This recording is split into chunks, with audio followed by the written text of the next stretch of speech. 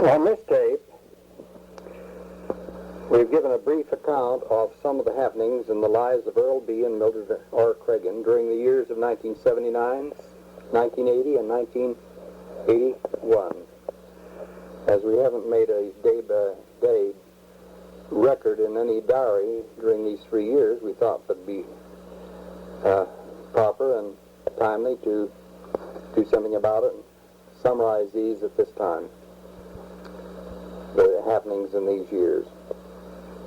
Now, as recorded in our missionary journal, we left the Arizona mission in the spring of 1979, after having served for more than 9 months as missionary couple at the Arizona Temple Visitors Center. Our call was for 6 months, but we asked, after we'd arrived there, from the president to, what was his name?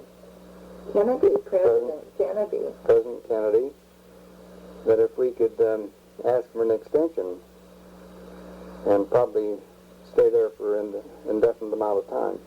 But Mildred's eyesight was rapidly deteriorating, so the mission authorities, Elder Smith especially, felt that it was important for us to return to our family at this time. It was quite a sad day when we found out that we would have to come home because of my eyes. I tried so hard to keep my vision so we could extend our mission. But day by day they seemed to get worse, and it was harder for me to see and to take care of my obligations at the visitor center, which we love so very dearly. So one day I was talking to Sister Smith, Olive Smith, the wife of our supervisor, and I told her my worries, that I really wanted to come home before my eyes got so bad that I could not see my grandchildren and our family. And yet you wouldn't have anything to do with even talking about coming home because you love to be there so much. In fact, the thing that was bothering you the most is the fact that when your assignment was at the desk and visitors came in, and you were asked by them where they could attend church in a certain area, or you look up in the phone book certain things, that's what frustrated you, because as far as your assignments, taking tours and doing everything else, you were just as capable and you did a beautiful job just as well at the end of our mission as you did at the first. So that was the thing that was frustrating you. Thanks, Earl, for saying that, because I had quite a testimony of being able to see as we would travel from one room to the other in the visitor center. Seemed like the Lord took care of that for me, and I could see at that time. But the problem at the desk really bothered me. So I talked to Sister Smith and told her my concern. And the next day, Elder Smith, our supervisor, called Earl and I in and asked us about our problem, wondering if we should come home.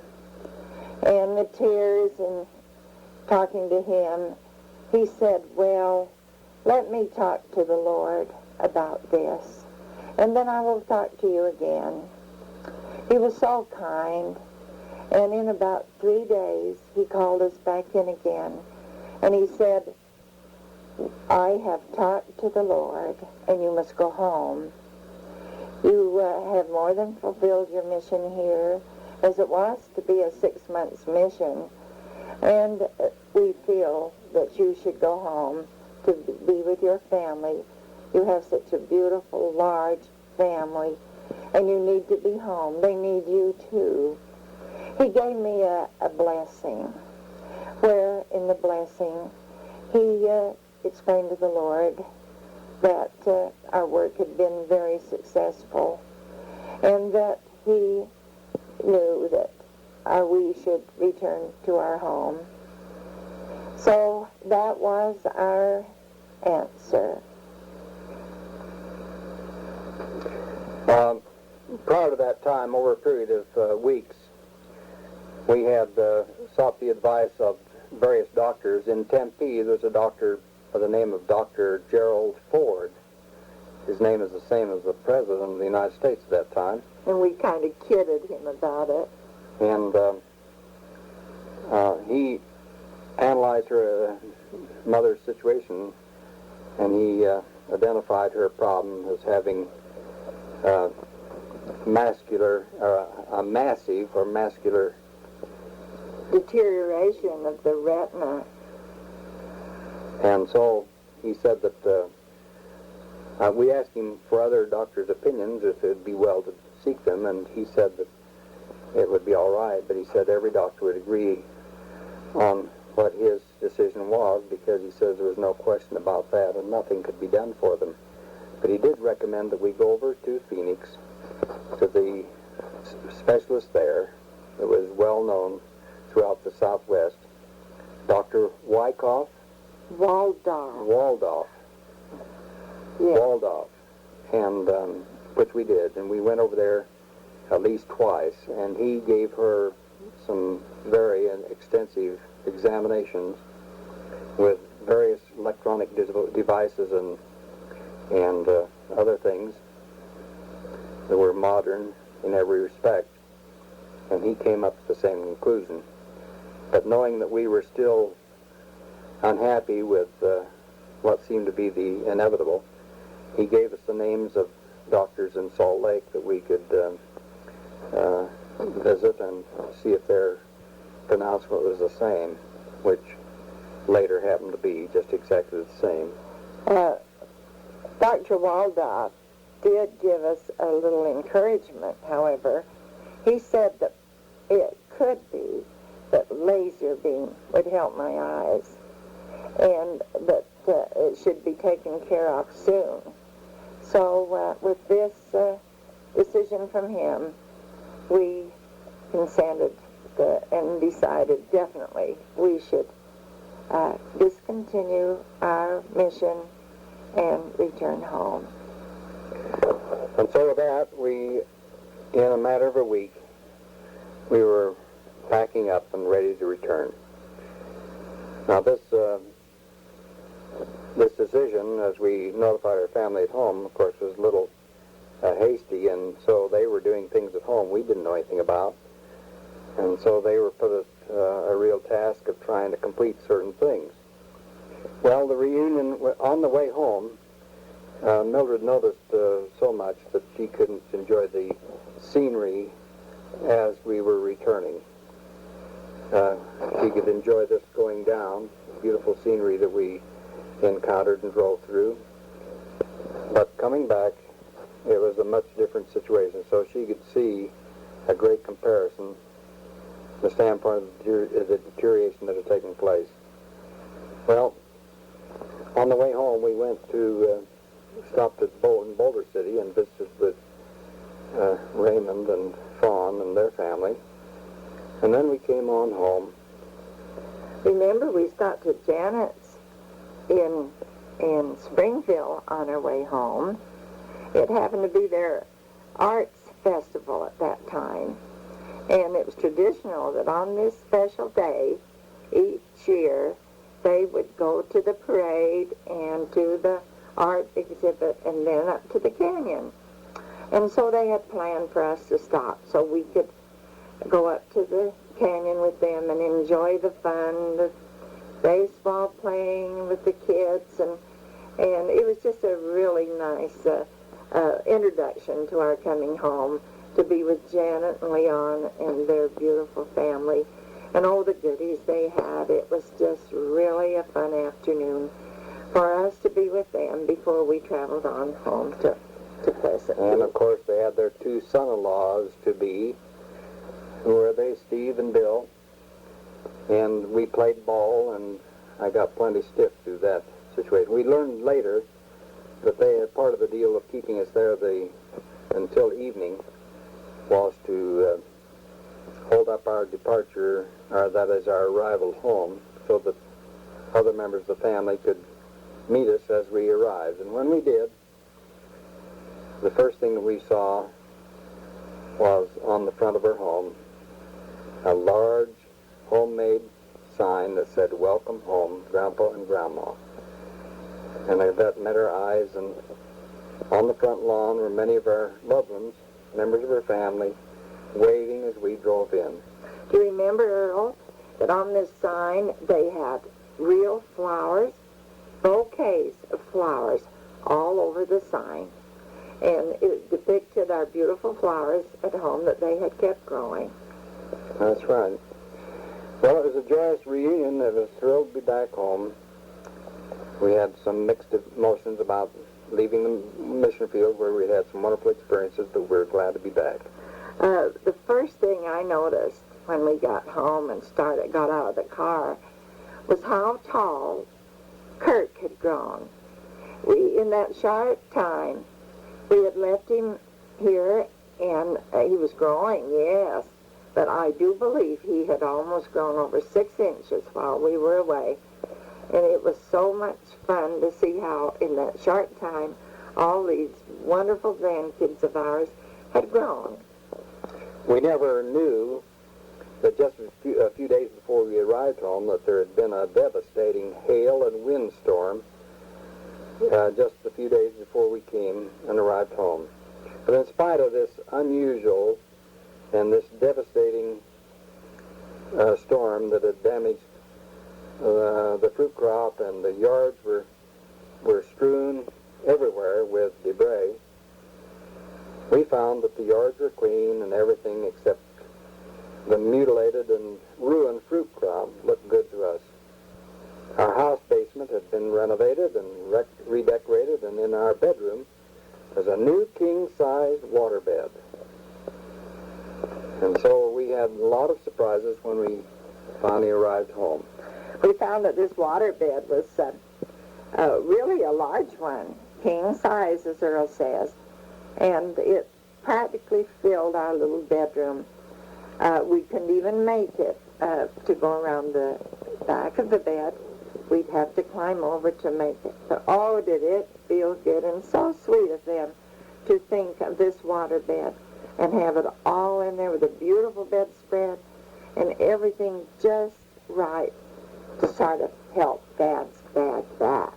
You know, the interesting thing is that waterbed was very comfortable, and we just seemed like we'd always been used to it the very first night. Well, Albert Liston and his boys had worked long hours to get the orchards clean and in top shape, and that was very noticeable. And they must have spent lots of time, because all the orchards were in real tip-top shape. And all the members of the family had given time to help with the yards and the renovation project. And this we really appreciated. Brent's and Jeannie's Katie Ann, who was born while we were in the mission field, we saw and loved for the first time. And then do you remember, we came in on a Saturday, and the very next morning, real early, the stake president's secretary called us and asked if we could come over and give our report to the High Council and the stake presidency. Well, we hadn't even unpacked our clothes, and it was just such a hurried assignment that we wondered how we could meet it. But we did. We went over and met with the stake presidency and the High Council, and to let them know just how much we had loved our mission and what it had really done for us. Well, about the next thing was that Eric Liston, our eldest grandson, had received his mission call to Montana to serve there. Billings, Montana. And a fine testimonial for him was conducted on June the 17th, 1979. And so this was a real fine experience for our entire family. Well, our mission reports were given in the ward July the 8th, 1979, By the way, Earl, we had to wait, remember, because Eric's testimonial was already scheduled. So we certainly didn't want to interfere with that. That was such a great occasion for him being called on a mission that we waited. Our schedule was already made up, that we would have talked sooner and met with our report meeting sooner, but on account of this joy of having Eric go, ours was delayed till July. We hadn't announced or had announced in the paper or given notice in the paper that we were going to have our report, which we've sort of regretted since because some of our good friends never heard about it. But the chapel was full with ward members and friends and family from far and near, and the following couples with whom we'd served in the mission field were also there. Richard and Naomi Pond, who were the directors of the Visitor Center during the time we were there. Alma and Mary Smoot, and Henry and Alice Norman, who were from Corinne, very close friends. Frank and Beline Watson, they were from Ephraim, and Joseph and Edna Hill were from California, and I think they have since moved to Utah. And Clarence and Violet Anderson that lived in Trenton, north of Logan. We're happy to have them here. We had such a fun get-together visit after our report meeting here in our beautiful yard. And the kids, our children, had planned such a lovely lunch, and it was just a real fun welcome home visit with these choice friends of ours. The Cragun brothers and sisters sponsored a welcome home dinner for us at the home of Lynn and Eugene Pulspers, and Uncle Arthur and Aunt Jenny Budge were also present at that real nice get-together. Well, our coming home from the mission field was also beset with some adverse challenges. The economy and the energy situations were worsening, and the hail-torn cherry crop, and especially at the home orchard, was totally ruined. The good earth cherry crop was less seriously damaged by the hail and windstorm, and was suddenly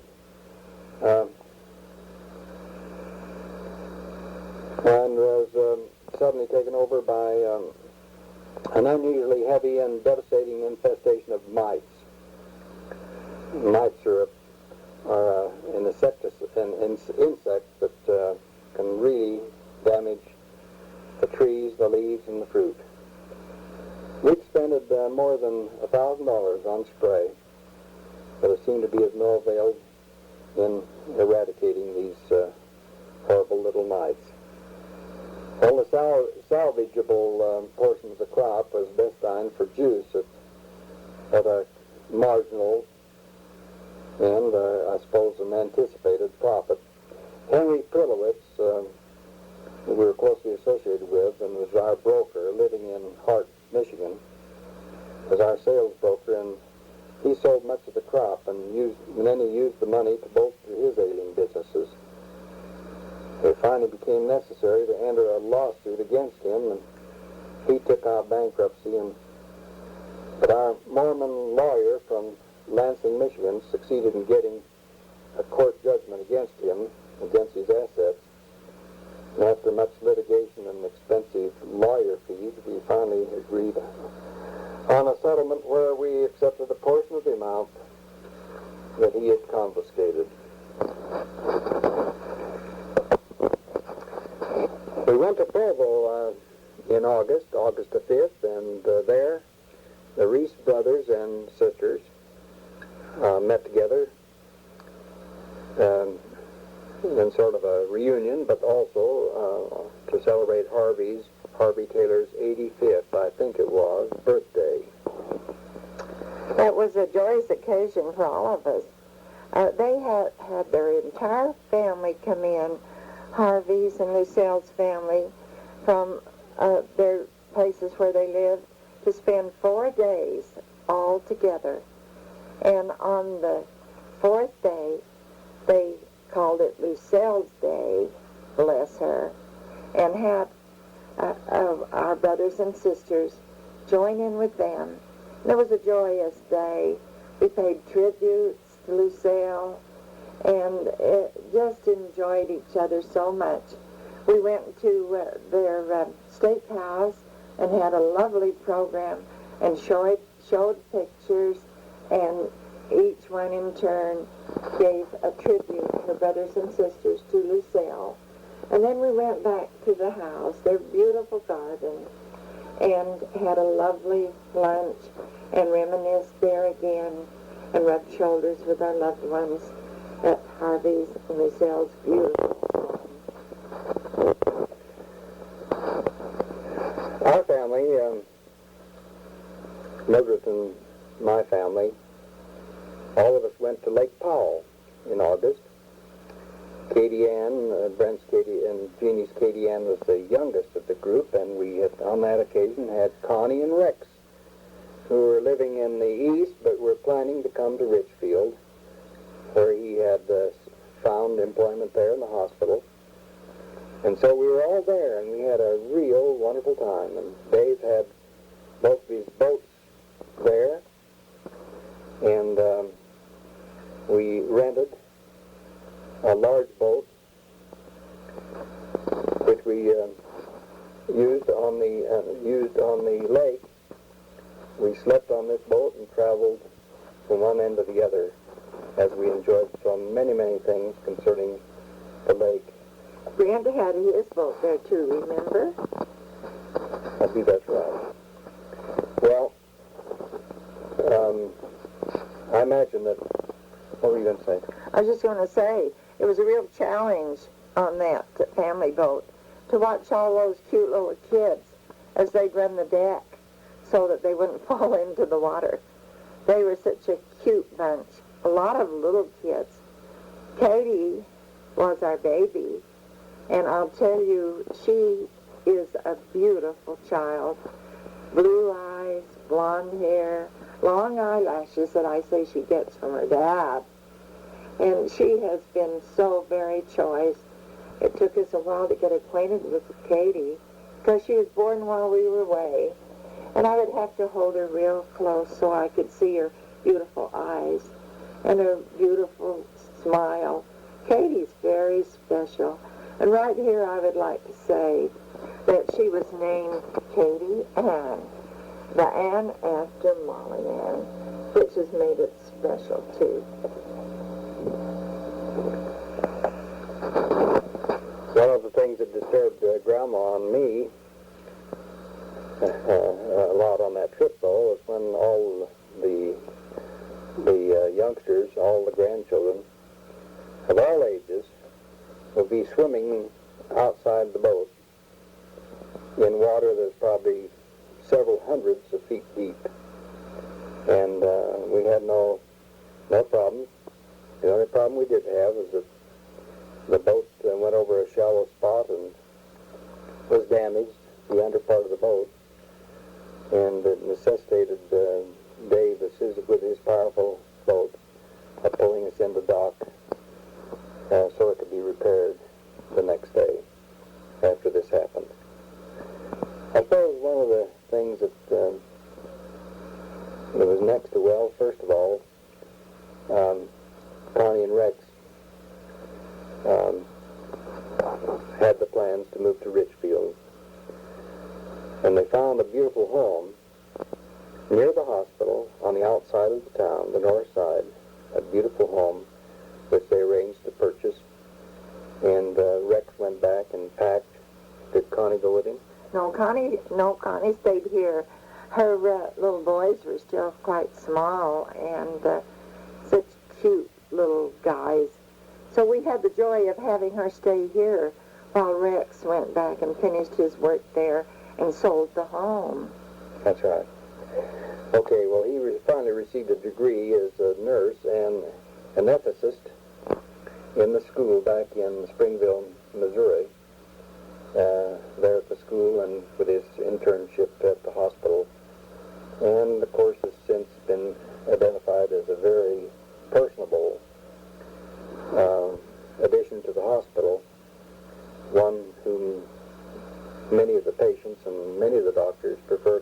and so we're very thrilled with Rex in his position down there, and they're doing fine. Enjoy Springville, or that is Richfield, and remember, Earl, how very active they are in the church.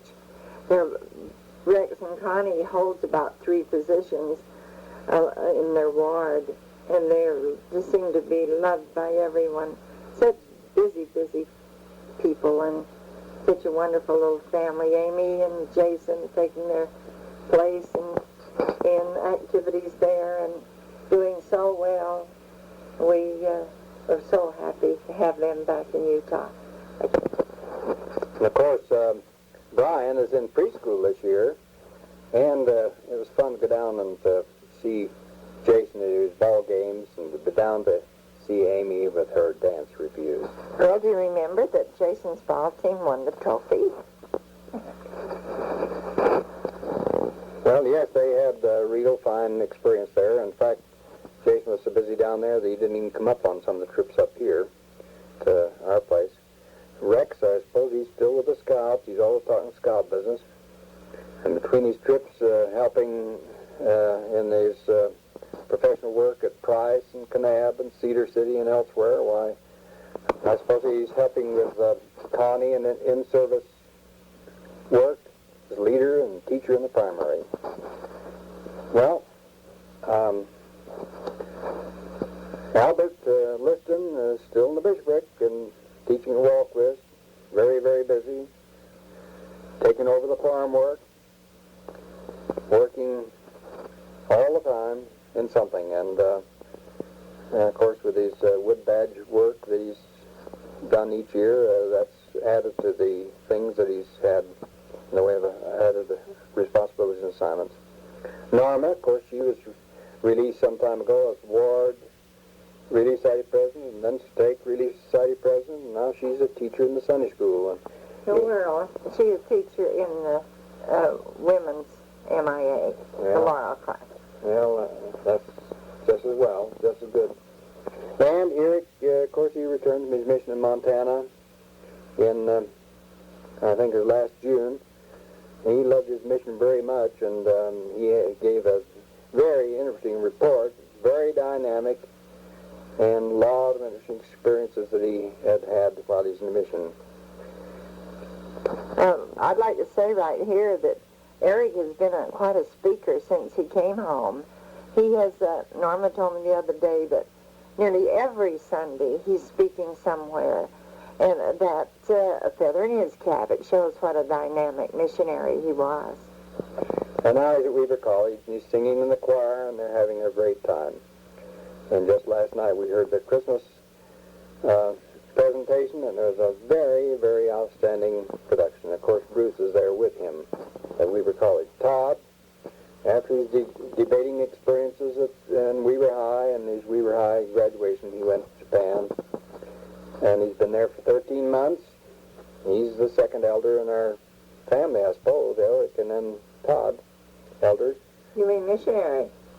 And now he's the first missionary of our grandsons, or second missionary of our grandsons. And he's doing very well in Japan, district leader there, enjoying his mission, having fruitful experiences.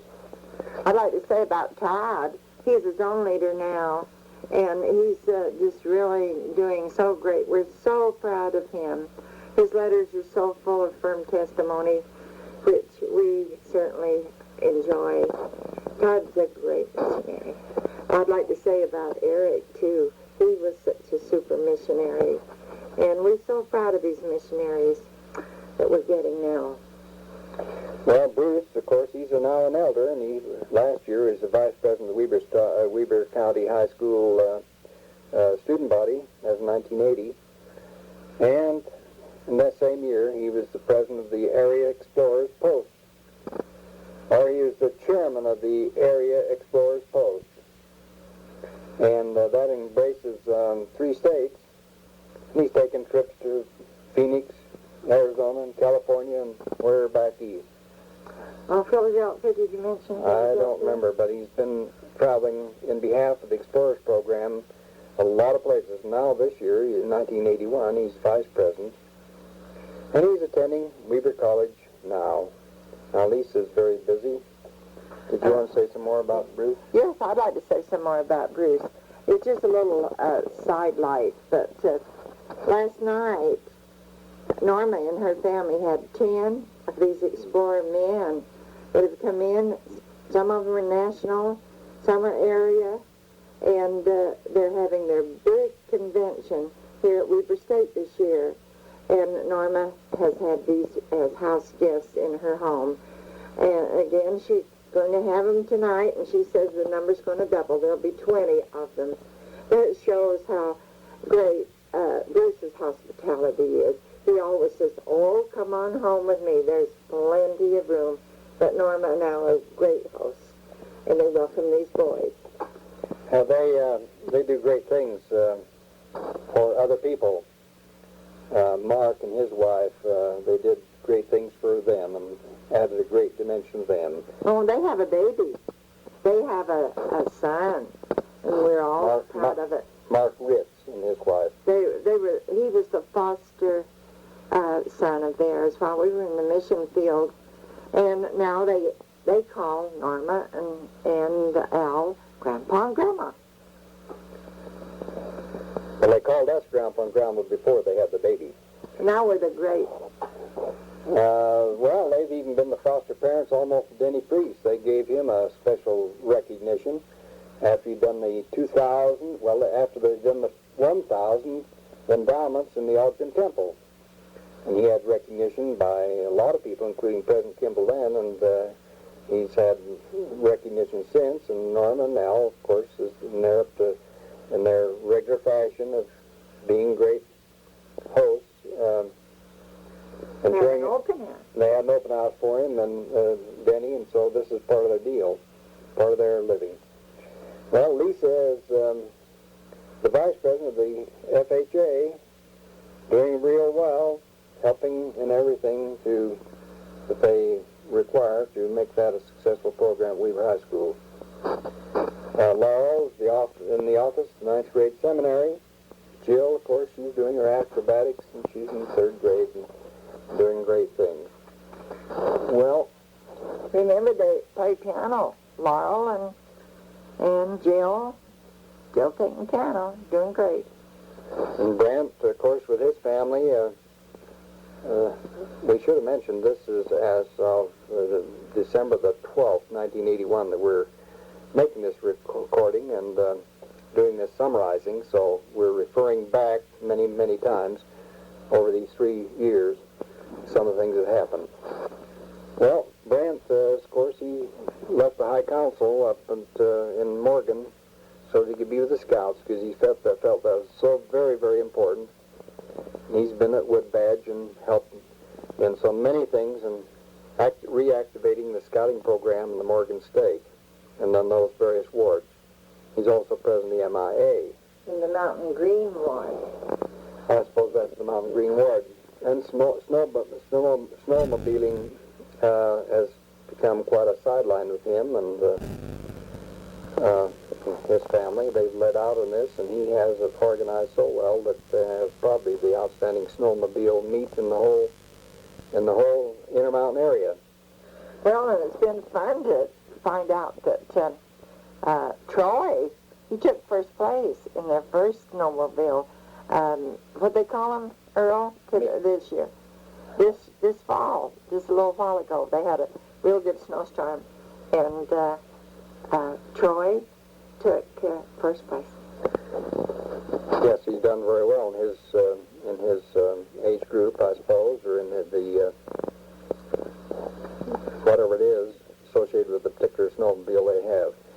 And Jeannie is still busy as ever as the president of the primary in the Mountain Green Ward and doing everything, and they love her very, very much, and she's very original and so interesting the way she handles things. Good disciplinarian, and she's right on the job and has some good concerts. Tammy, of course, she has her twirling and her piano, and Troy is a deacon and busy in school, and Mike, he's even helping with the opera this year in, I think, the Morgan High School Opera. And Danny and Mark and Ryan, all swimmers. And Danny and Mark, good grades in school, and I suppose Ryan gets good marks at home taking care of Katie. And Katie does ballet, and we... Twirling. Yeah, and twirling. Joshua James, we should mention him for sure. He was born during our outing, the family outing while we were up at Sweetwater this year, where we had a wonderful, wonderful time. I might just mention while we were at Sweetwater that Jeannie had to stay home. She didn't get there, and we were very concerned about her at that time. I'd like to say just a little bit about Josh. He is Joshua James, 2 more Bible names, and we're so thrilled with him. You know, as Jeannie's had her babies, I've always said, oh, he's going to have red hair. Or I'd say the girls were going to have red hair. Jeannie would always laugh and say, Mom, they're no more red-headed than anything. But I've always thought Brent should have at least one redhead, because he is red-headed. And so this baby came along, and I said, oh, at last we've got a redhead. Joshua is red-headed. And Jeannie, as usual, said, Mom, he isn't red-headed, he's dark. But, you know, I can't see what color it is. And to me, he's red-headed. And I'm so thrilled with him. And, you know, the other day, even Earl said, you know, Millie, I think maybe he is going to be red-headed, because I think it's turning red. So I told Jeannie, and she says, I think maybe you're right. I think you're going to get your redhead. That's our Joshua. Oh, he is so sweet. Just a little gift from heaven, truly. That's as of December the 12th, 1981. Well, before Joshua was born, while Jeannie was waiting this out, we, of course, as we mentioned, the family is having their annual outing at Sweetwater. Interesting thing happened up there, and it turned out so that it wasn't so bad.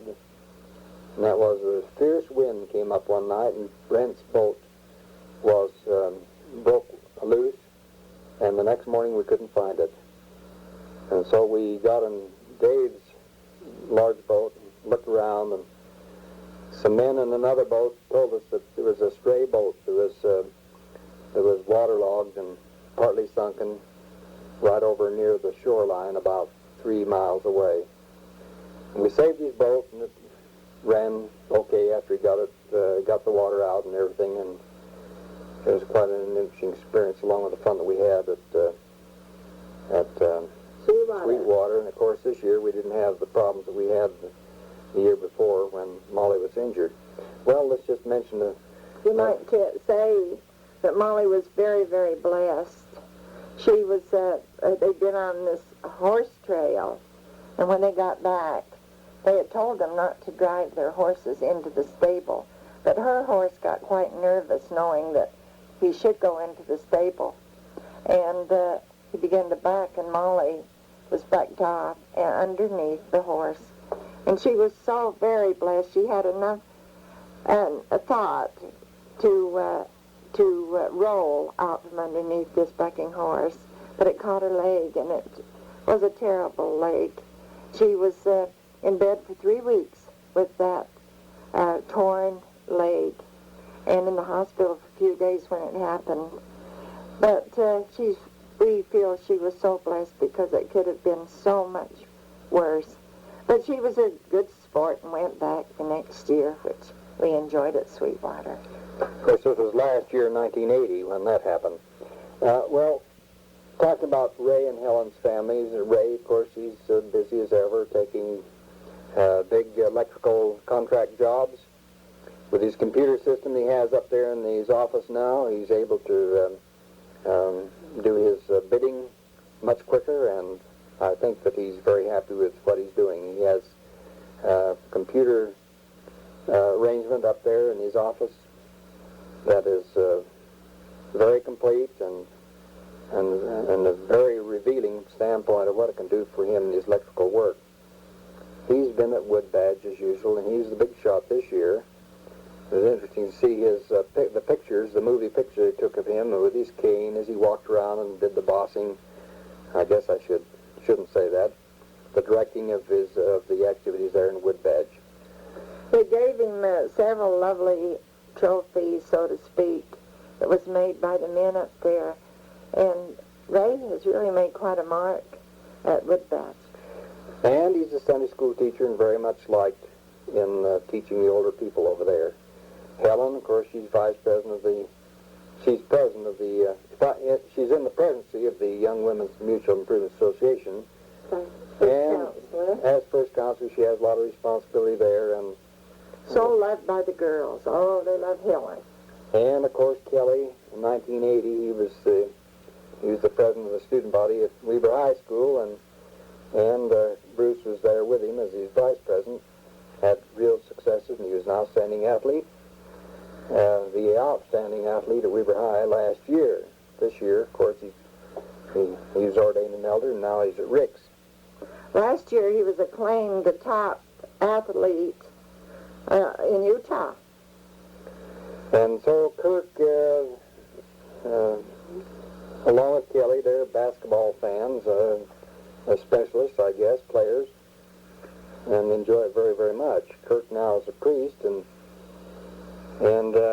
this year, in 1981, he was made president of the senior class at Weber High School, which is quite an honor. Corey, growing fast, big muscles. Grandpa's big helper at doing the work around his place. And he's the biggest deacon, certainly over at the church, and I don't know what's going to happen. He'll probably be the fullback on a football team someday. Earl gets a kick out of Corey because he plays trombone in the beginner's band at junior high this year. And his big grin, it just thrills you to watch him. And every night he lets Rufus, their dog, out for a run, and you can hear him call, "Rufus, Rufus." And the dog pays no attention for a while, and then finally he gets his running over with and going around through Larney Harris's goats, scaring them a little bit, although he isn't after the goats, he's just following the scent of pheasants or some birds or something. And Larney, of course, Lawrence Harris, he's very unhappy with it. He claims that dogs are bothering all that big herd of goats, flock of goats that he has out there in the field that smell so badly. Well, Kristen, did you want to say something? No, go ahead on Kristen, then I want to say something about Helen. Kristen, she's with the piano and doing real well and doing real nicely in school. And she's growing, better looking all the time, and beautiful girl. She loves apples better than ice cream, which is fun. I'd like to say just one little thing about Helen. Helen is still teaching school, and she's at Plain City, again in the first grade as teacher. Helen has just recovered from a surgery operation, and she is doing well now and back to school. Grandma's busy in the church. She has a real important position. The bishopric had a special interview with her some time ago. I don't know just how long, but several months ago, and asked her to be in the Relief Society, active there. I have been the visiting teacher's leader, lesson giver in the Relief Society for nearly a year now. It was an answer to prayer, I think. Earl and I had so wanted to go back into the mission field. We had searched diligently of where we could serve, and we had decided that probably we could go back to Nauvoo. And what do they call it, Earl? Show the homes, the homes that have been Restored. Restored is the word I want. Restored, and I would get used to the home and be able to fulfill another mission there with Earl. And then it came out that the missionary age limit for the couples was to be 70. So that did our mission, our second mission out. So I prayed that constantly that I wouldn't be put on the shelf, that I could do something. And my call into the interview with the bishop followed this desire and these prayers. And so I've been so happy when he said, would I serve? I said yes, immediately, that I knew this calling was coming because I had been praying for it. I'm so grateful for it. It's hard without eyes. You don't see your women. You don't have their feedback, but you feel the Spirit, their Spirit, and the Spirit of our Heavenly Father, which has been a great comfort to me. The women marvel at how well she remembers what she teaches, and of course that's because of a lot of help that she